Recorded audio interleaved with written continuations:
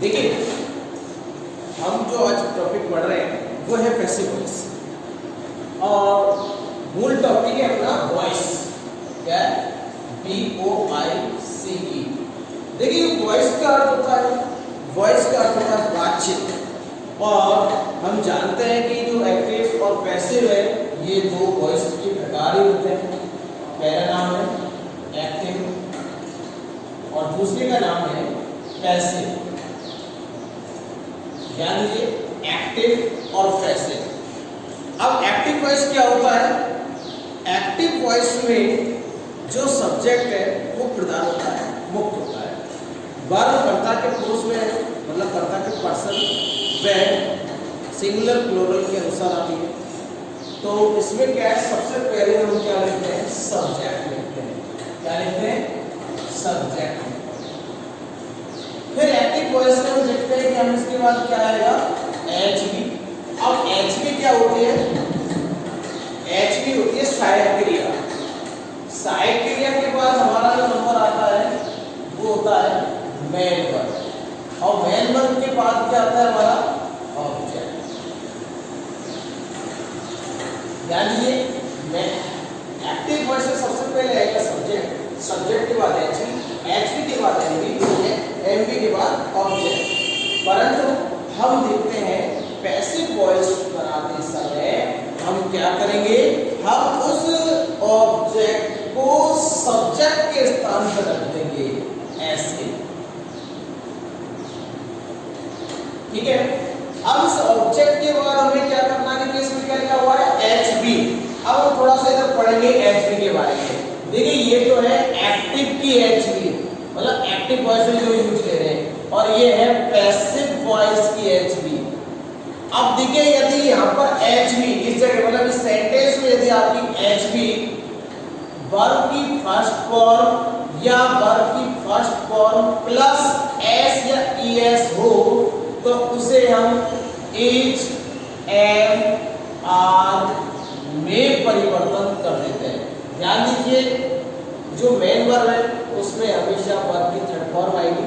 तो देखिए passive voice आपका ऑब्जेक्ट है, ऑब्जेक्ट के बाद आपने यहाँ देखा HV, लेकिन मैंने यहाँ लिख दिया पैसिव के अकॉर्डिंग, पैसिव रूल के अकॉर्डिंग। देखिए ये वाला रूल है, इसके अकॉर्डिंग है। एम भी हमेशा वर्ब की थर्ड फॉर्म प्लस आपको ये क्या लगाना है?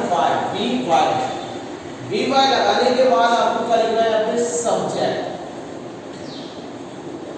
समझ में आ गया? चलो ठीक है, हम इसके लिए हम क्या करते हैं? एक एग्जांपल लेके देखते हैं। एग्जांपल क्या है? पहला एग्जांपल है आपका राम टीचेस। ध्यान दीजिए, और यहाँ पे लिख रहा है इंग्लिश। पहले हमें आइडेंटिफाई करना है कि कौन सी चीज क्या गया है। तो देखिए पहले हमें आइडेंटिफाई करना है कौन सी क्या क्या चीज है। तो देखिए इसमें सबसे पहले हम देखेंगे राम क्या है? सब्जेक्ट। टीचर्स क्या है? आपकी वर्ब। और इंग्लिश क्या हो गया आपका? ऑब्जेक्ट। अब हम इसे पैसिव में कन्वर्ट करेंगे।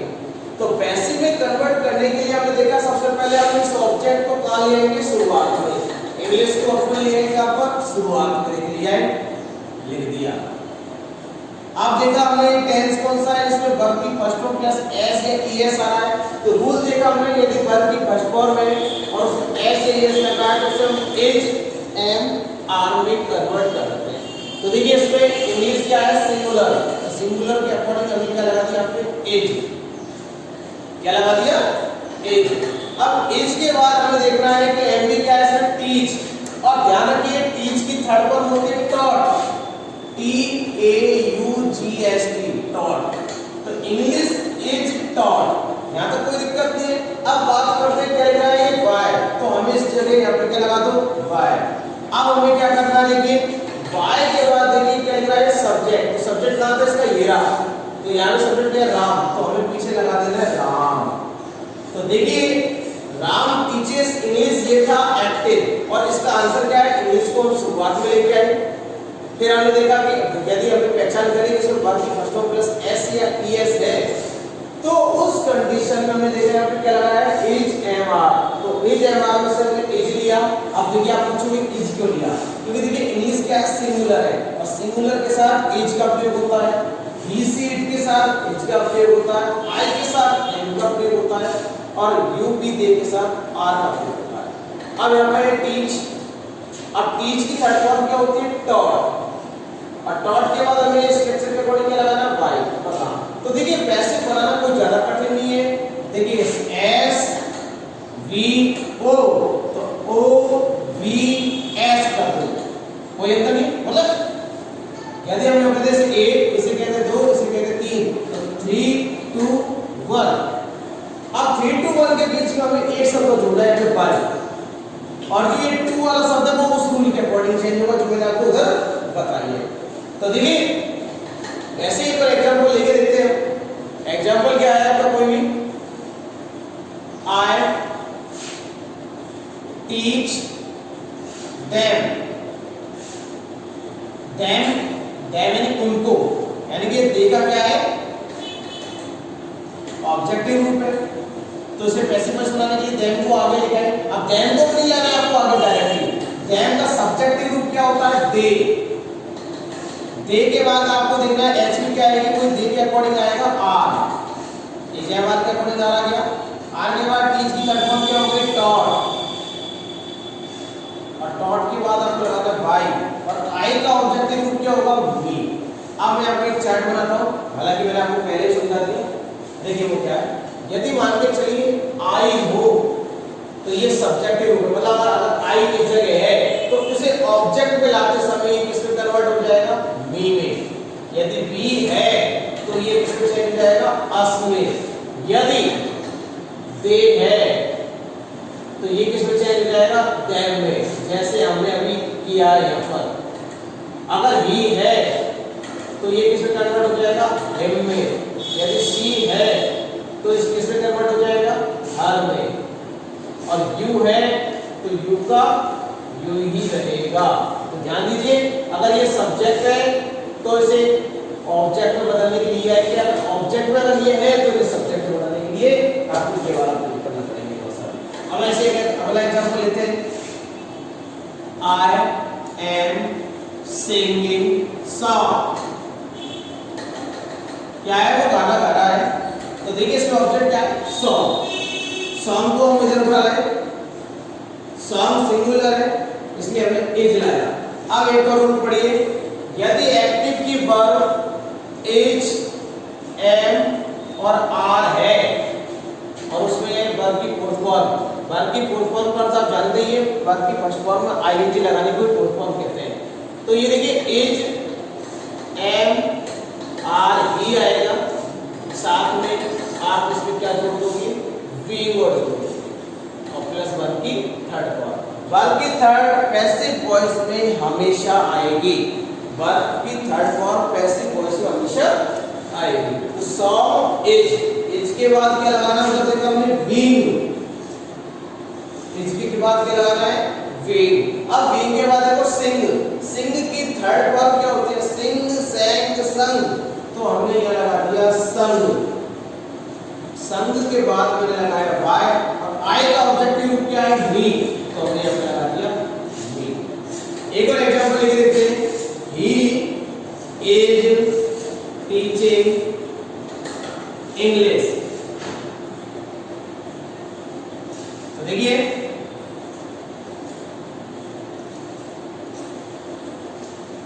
तो इस इंग्लिश को हम पहले लेके आए, इंग्लिश के बाद हमने एज आ रहा है तो उधर से देखा हमने एज किस में कन्वर्ट हो रहा है, तो इस चार्ट को हमें याद करना है। तो एज कन्वर्ट होगा एज बीइंग में, एज बीइंग, एज की थर्ड फॉर्म हुई टॉट, बाय। अब ये कितना ही, तो ही कन्वर्ट किस हो रहा है? हिम में, तो हमने यहां पे लगा दिया हिम। अगला एक और एग्जांपल लेते हैं 5 नंबर का। 5 नंबर का एग्जांपल है राम हैज ईटन फूड। अब देखिए इसमें फूड को हम आगे लेके आए, फूड के बाद हमने देखा हैज, तो हैज किस में कन्वर्ट होगा? देखिए हैज, और यदि हैव आ जाए और इनके साथ हमेशा वर्ब की थर्ड फॉर्म होती है तो इसे आपको कन्वर्ट करना है हैज बीन या हैव बीन में, और वही वर्ब की थर्ड फॉर्म। तो देखिए फूड के अंदर क्या आएगा, हैज बीन। हैज बीन के बाद वही वर्ब की थर्ड फॉर्म ईटन। यहाँ पर आपको ये फायदा मिलेगा कि आपको जो वर्ब की थर्ड फॉर्म वो एज मिल जाएगी। फिर बाय द, ए को लेते हैं example, she has killed lion. तो इस लॉयन को हम शुरुआत में लेके आए, लॉयन को शुरुआत में लेने के बाद हमने क्या किया है, हमने लॉयन के अकॉर्डिंग हैज है तो हैज बीन हो गया। बीन के बाद हमें क्या करना है, किल्ड लिखना है। फिर बाय, सी का क्या हो जाएगा ऑब्जेक्ट ग्रुप, हार। तो देखिए हमने यहाँ पे पढ़ा था प्रोजेक्ट इंडेफिनिट के दो एग्जांपल पढ़े, कौन कौन से, एक ये वाला, ये प्रोजेक्ट इंडेफिनिट का है, और ये वाला एग्जांपल है टीसी प्रोजेक्ट कंटीन्यूअस टेंस का है, और ये वाला जो एग्जांपल है आपका ये प्रोजेक्ट परफेक्ट टेंस का है। तो ध्यान दीजिए प्रोजेक्ट इंडेफिनिट के हैं जिससे वर्ब की फर्स्ट फॉर्म एस या एस आए तो उसमें इज एमआर लगा देते हैं। दूसरा यदि मान के चलो इज एमआर आए तो इज एमआर के बाद बीन और लगा देते हैं, बस इतना सा होगा। और यदि हैज और हैव आए तो हैज बीन और हैव बीन लगा देते हैं। तो इस तरह आपका प्रोजेक्ट का जो टॉपिक है, मतलब प्रोजेक्ट टेंस का टॉपिक है, वो आपका कंप्लीट हो गया, क्योंकि प्रोजेक्ट परफेक्ट कंटीन्यूअस टेंस दो चेंज में आता है। अब हम बात करते हैं पास्ट टेंस की, पास्ट टेंस के रूल्स की। तो देखिए पास्ट टेंस के रूल्स क्या होंगे, पास्ट टेंस के आपके रूल हैं। अगर मान के चलिए एग्जांपल है कोई, राम टॉट इंग्लिश। तो देखिए राम क्या हो गया आपका कोई सब्जेक्ट, ये हो गया आपके पास, और ये हो गया ऑब्जेक्ट। अब देखिए वर्ब कौन सी है, सेकंड फॉर्म, ध्यान रखिए कौन सी फॉर्म है, सेकंड फॉर्म। यदि वर्ब की सेकंड फॉर्म हो तो उसे हम वाज या वर्ब में कन्वर्ट कर देते हैं, और वही वर्ब की थर्ड फॉर्म। तो इंग्लिश को हम यहाँ लेके आए, इंग्लिश के बाद हमें क्या करना है, देखना है कि वर्ब की सेकंड फॉर्म है ये, तो इसे हमें कन्वर्ट कर दिया वाज में। अब वाज के बाद हमें क्या करना है, इसमें लिखना है टॉट, और टॉट के बाद लगाना है बाय राम। अगला एग्जांपल देखिए इसी से संबंधित, आई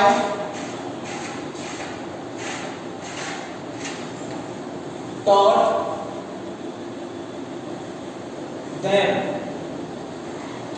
तो देखिए आई टॉट देम है, देम को हम इधर लेके आए, दे बन जाएगा, जिसका मैंने आपको बताया था यहाँ पे, दे का देम। दे के अकॉर्डिंग क्या आ जाएगा यहाँ पे, वर्ब, वाज वर्ब से एक्टिव करना है। फिर इसके बाद हमें क्या करना है, वर्ब के बाद हमें लिखना है अपने टॉट, टॉट के बाद हमें लिखना है बाय, और आई का ऑब्जेक्टिव होगा मी। तीसरा, अब देखिए ऐसे एक और एग्जांपल लेते हैं यहाँ पर। एग्जांपल क्या है, राम, राम को हटाइए चलो, और कोई लेते हैं, she had, sorry, she was cooking food.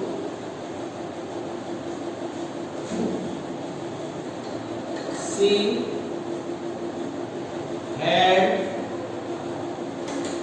Cooked food. तो देखिए दो तरीके मैंने आपको वाज और हैड, तो वाज पे क्या होगा, यदि वाज या वर्ब आए तो इन्हें वाज या वर्ब में ही लिखते हैं, बस उसके बाद क्या जुड़ जाएगा, बीन, और वही वर्ब की थर्ड फॉर्म। यदि हैड आए तो उस कंडीशन में हैड बीन आ जाएगा प्लस वर्ब की थर्ड फॉर्म।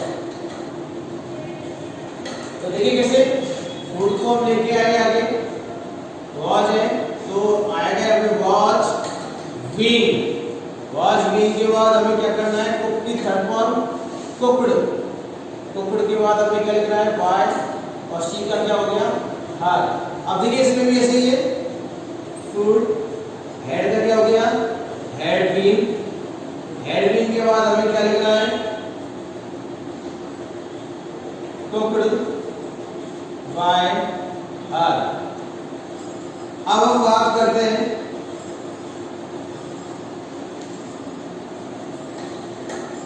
विल और शैल वाले टेंस की। तो देखिए सर अगर विल आ जाए या शैल आ जाए तो हमें विल बी या शैल बी का प्रयोग करेंगे। कैसे देखिए,